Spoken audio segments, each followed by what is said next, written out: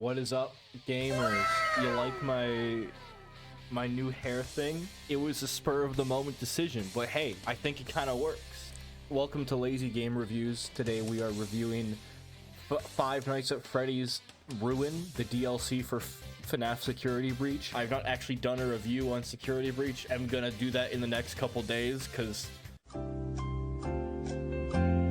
I gotta get through that. But yeah, we're gonna start with Ruin just because it's the more relevant one. Of course, it's the one that just came out, and that's the one that I played recently. I actually want to play Security Breach before I review it again. So this review will be divided into 4 sections. We've got the gameplay, we've got the lore, the world design, and of course the endings, because the endings deserve a section of their own. So FNAF Ruin, of course, just came out recently, and in terms of the gameplay, they've modified a lot. They've taken a lot out of what made Security Breach, like those big sections with the bots who don't necessarily kill you, but they attract you to the animatronic. Those sections are completely gutted and gone now. Every dangerous interaction you have is with one of the animatronics, one of the 5, I believe. Also, spoilers, obviously. Full spoilers for the whole thing. The Roxy, Chica, Freddy, Monty, and night moondrop, sundrop, eclipse thing, whatever is going on in there. Yeah, those are the only actual dangerous things you have to interact with. Well, I guess there is also those mini music men. But other than that, that's pretty much everyone in there. Oh, and Glitch Trap as well. But that's a new thing. The normal bots pretty much got it entirely. Honestly, I feel like a good decision. It sort of makes the game have more weight to the actual animatronics that will kill you. Going off of that as well, the Vanny mask is always great. It's always a great mechanic where you put the mask on and it lets you walk through certain areas you weren't able to before, which is a whole lore thing potentially about the illusion discs, but we'll get into that later. And it's also, of course, very risky because the longer you keep the mask on, the more likely that Glitch Trap is able to show up and start to get you. And I noticed later in the game he shows up more often as well, which just makes sense. It makes the game more difficult. The first time that I saw him show up out of nowhere, it was terrifying. He comes out of nowhere and then you're just supposed to deal with him, and I think that's just great. I bet that if you didn't wear the mask long enough to get to the point where you have to start deactivating inhibitors, you wouldn't have even known he was a part of the game, and I think that's a good thing. And once you do figure it out, it is of course a risk reward style gameplay. You know, you keep the mask on, he'll get you, and it just worked better instead of having a giant pizzaplex to explore in, which was my favorite part of Security Breach. I'd like to make that perfectly clear. The linear method I do think works a lot better for the game. It just made everything more isolated and intense. So instead of these big large open areas where one guy was chasing you down, it's actually tight, and it feels like they might have messed with the AI a little bit, intentionally supposed to crawl around them now instead of they pretty much spot you instantly. In terms of gameplay, this could possibly be the best that FNAF has been, at least in this modern age. The security nodes thing was a little overdone, however, having to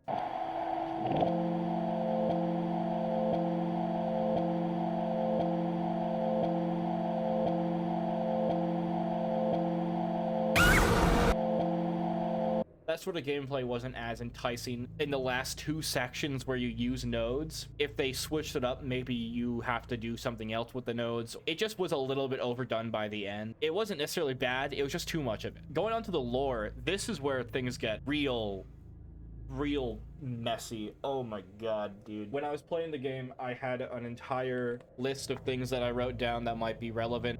My handwriting's terrible, don't try to pause and read that.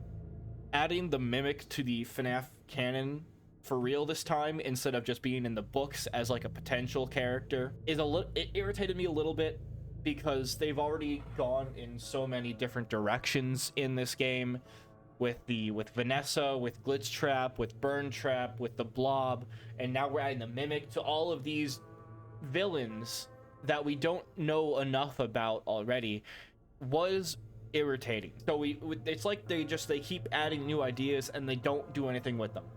Vanessa was built up like crazily in Help Wanted, in the AR game, and then as soon as she's actually in a full-on game, she's barely a part of it.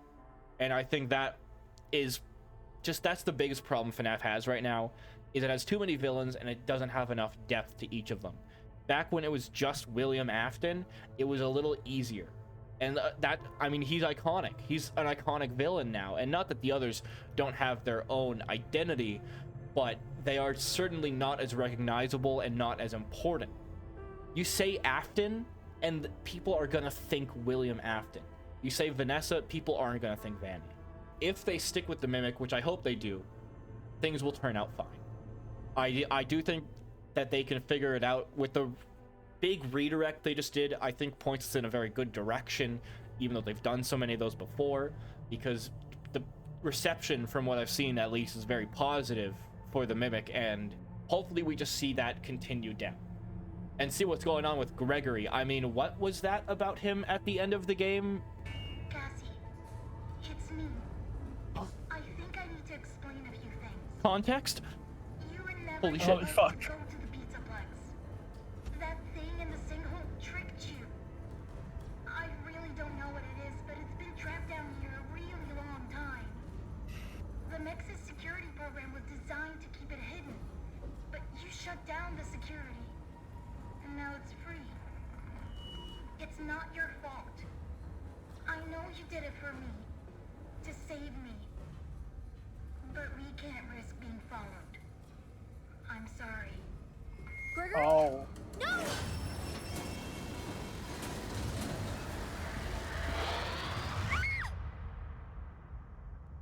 That was a little weird, and I am confused, and I want answers.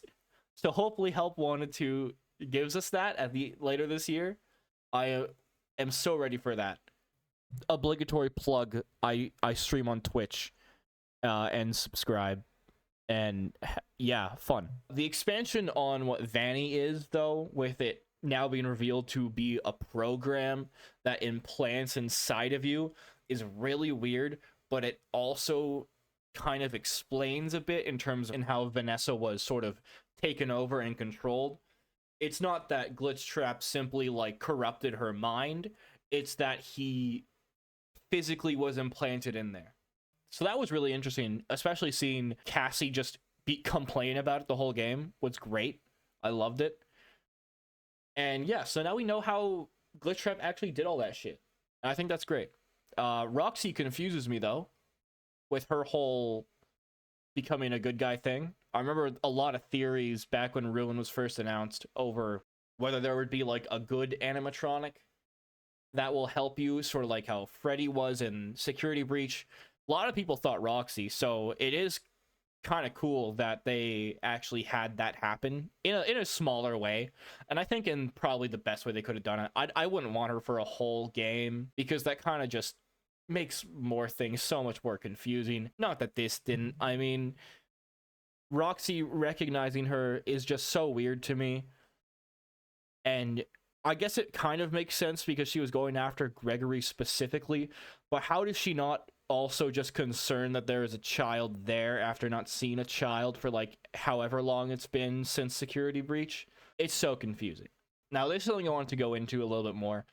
The world design. I'm a sucker for architecture and like interior, exterior design, so this was very important to me. World design in Security Breach was great. I loved how it looked. It looked real for the most part. It was huge and it was beautiful. Areas were actually really interesting to go through, and they kind of worked, even though it was a more linear game. Seeing all the environments, if they felt so massive despite their linearity, especially with the Monty areas, when you return to those what are they called, catwalks above Monty's Gator Gulf, and you sort of get to see the entire area just sort of redone and messed up, and how you incorporated this is more on the gameplay side, but how they incorporated the shooting of those blasters in the catwalks into the actual puzzle game. I did notice, though, a lot of asset reuse, less in the actual environments, but a lot of the trash specifically, which there was a lot of because, of course, it's FNAF Ruin. A lot of the trash was reused, and it just kind of looked samey. So give me more trash assets, please. but the rest of it was perfect. Just like, it's like the same garbage bag every 5 seconds, and that was not great. Also, not seeing the atrium was a little disappointing, to not get a whole view of what that looks like in the ruin, and not even seeing like the underground where Freddy would be upgraded. Maybe I missed that section. Maybe I just wasn't paying attention or something. But it would have been really cool to see some of these areas again and more extensively. Like, at least just give me like a picture of what the atrium looks like now. It doesn't have to be like an explorable thing. I just really wanted to see it. World design, really good. More so in Security Breach, but also really good here. And the endings were confusing. I am not a fan of them. June and I, my sister, both were there for the joke ending, when we deliberately went off of Gregory's path and like tried to find stuff at the end of the game. Yo. I'm okay. Oh. I found a spot to hide. What? What?